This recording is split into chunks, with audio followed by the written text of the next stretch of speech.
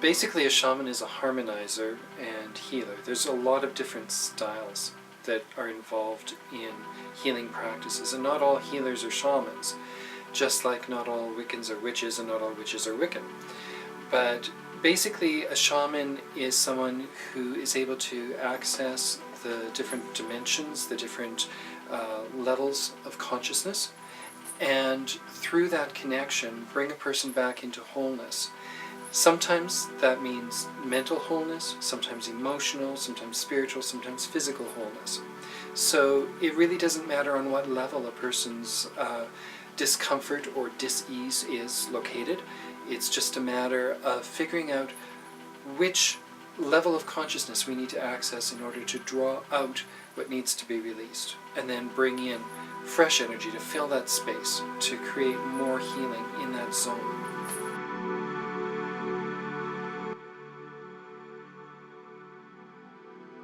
I work with crystals, with drums, with rattles, with chant, with breath. I work with journeying, helping people to go deep within, to find their own inner strength, their own inner answers, their own inner resolve. And sometimes that will look like sitting down, talking with a person, guiding them through the process. Sometimes they're more passive in that they're laying out on a massage table while I'm working with their energy system, and they're accessing the things very organically, very spontaneously, as I'm doing my drumming or my chanting or my laying on of hands to channel energy into a particular area.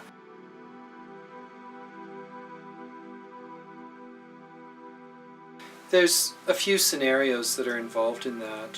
One is that the person is someone who tends to lean a little more toward the mystical aspects of life than the concrete aspects of life.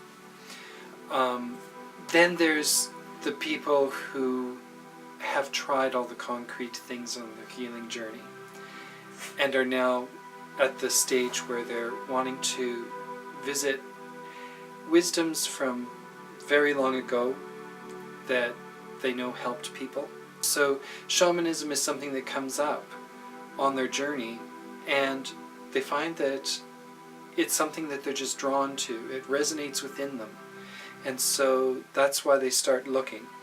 A lot of people start their quest in looking, trying to learn about what it is, which is good because you need to do your research.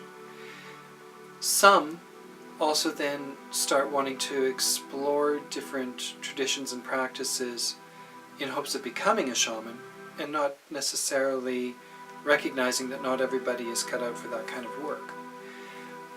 And then most are the ones that really want to do the deep healing work with themselves, the things that will touch them on a deep soul level to help transform them from within. In order to understand soul retrieval, we need to understand a basic concept. The spirit and the soul are two different energies, two different entities within us and around us.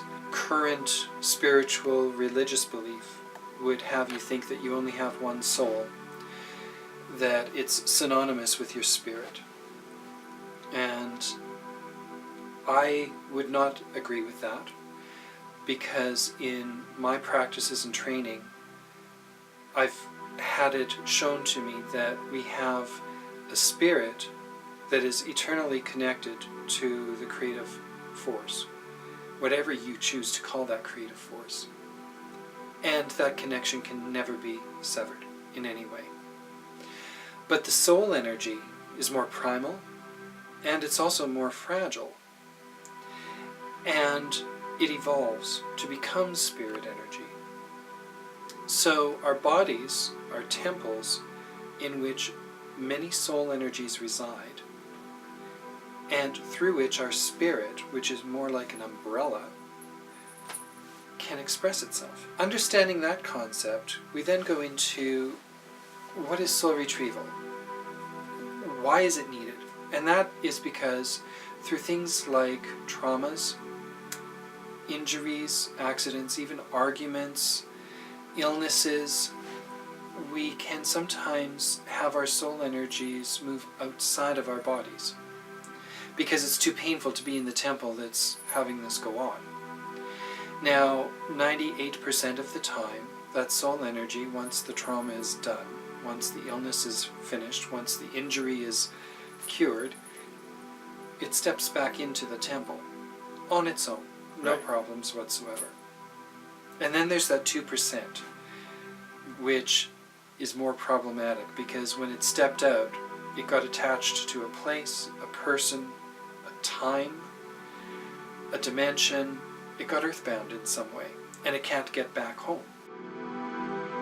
So when a person is experiencing soul loss, they need to get those energies, those soul energies that are theirs back home. Now, there are some traditions whereby any soul energy is good enough, just fill up the space. So they could take the soul energy off of a dog or something and shove it in there, and to them that is soul retrieval.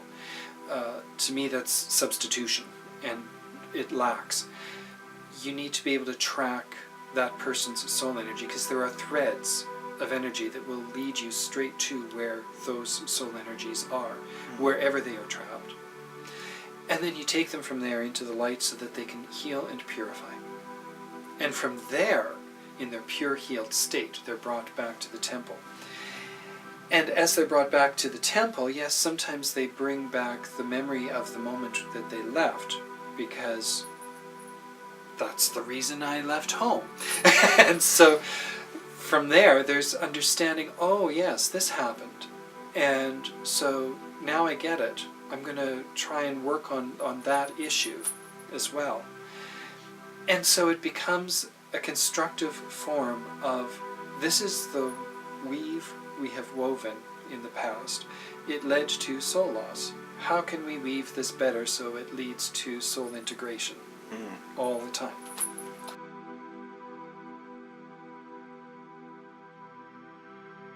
Simple cases. They just don't feel whole. Fulfilled. Yeah. Going a little further into soul loss, there can be sadness, sorrow, depression. Going a little further into soul loss, there can be a breakdown of an organ, for example. Going further into soul loss, there can become suicidal tendencies. If a person loses enough soul energy, they become what some call skinwalkers, which are soulless beings. Okay? Think about that for a moment. Soulless beings. That's a difficult one to wrap a head around. Most definitely. And yet, it's also diagnosed in other ways, such as sociopathy, psychopathy, things like that. The people who are sociopaths, psychopaths, quite often have lost so many soul energies that they don't know who they are. They can't even connect on a heart level to another human being. And so, through soul retrieval, these individuals can actually find wholeness again, can actually reconnect to their humanity. That isn't to say that instantly they are healed.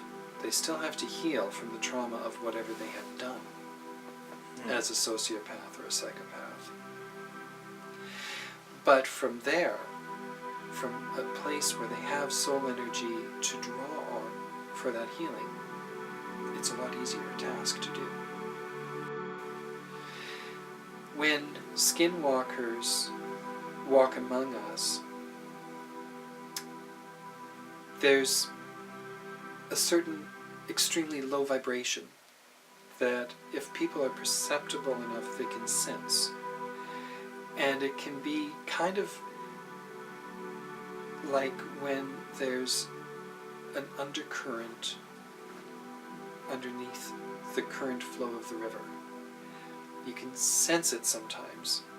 You can certainly get swept away by it if you're not careful. And sometimes it's more like the rumbling underneath the floorboards of your home as a big truck goes by 2 blocks down. And sometimes it'll feel more like a subtle earthquake is happening. So it's because of the low vibration. It doesn't make it less powerful. It just means that it's a lower vibration and therefore more unpredictable.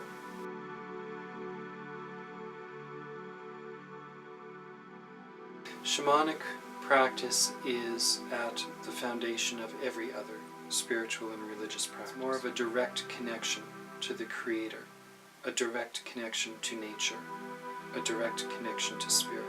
It's a resonance within, so that you know instinctually what is proper behavior, what is proper conduct.